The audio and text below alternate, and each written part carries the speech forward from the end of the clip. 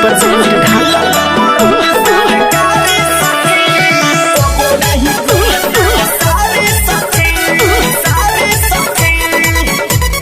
Music director Pappu Kushwaha.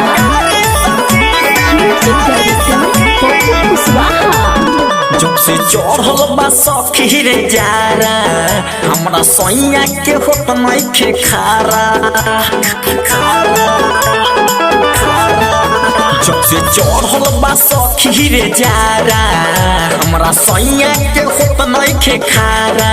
कितनो खियाई सिला जीत तब होता नहीं ठीक। कितनो खियाई सिला जीत तब होता नहीं ठीक। काम करे नहीं ओखरी सखी मिलल बा मरद सरकारी सखी। कबो नहीं खोले साया सारी सखी। मिलल बा मरद सरकारी सखी।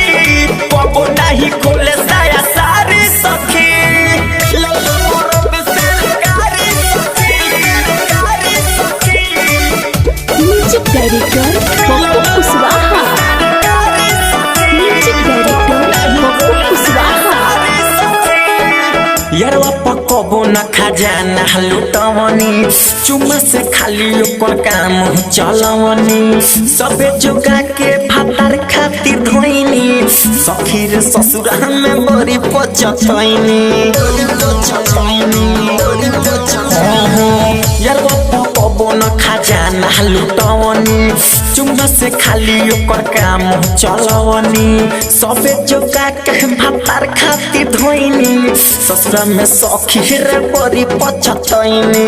पट्टी पड़ल बा जवानी नहीं करे कूद फानी। पट्टी पड़ल बा जवानी नहीं करे कूद फानी। चलावे ना कोदारी सखी। मिलल बा मरद सरकारी सखी।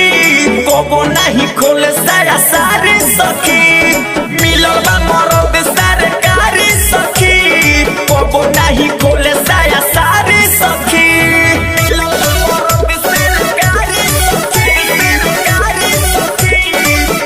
Music director Pappu Kushwaha. Music director Pappu Kushwaha. Aslam दीवाना संगे राज बिहारी। बुझे न कबहू हमरो लाचारी।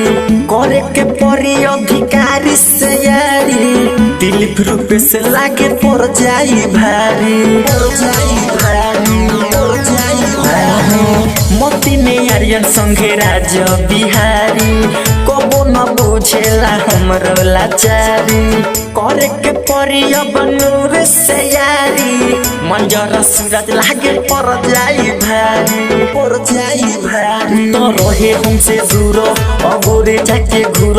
तो रहे हमसे दूर अगोरे जाके घूर। कबो धरे नहीं पाजा सखी। मिलल बा मरद सरकारी सखी। कबो नहीं खोले साया सारी सखी। मिलल बा मरद सरकारी सखी। कबो नहीं खोले साया सारी सखी। रिकॉर्डिंग स्टूडियो ओके म्यूजिक ढाका।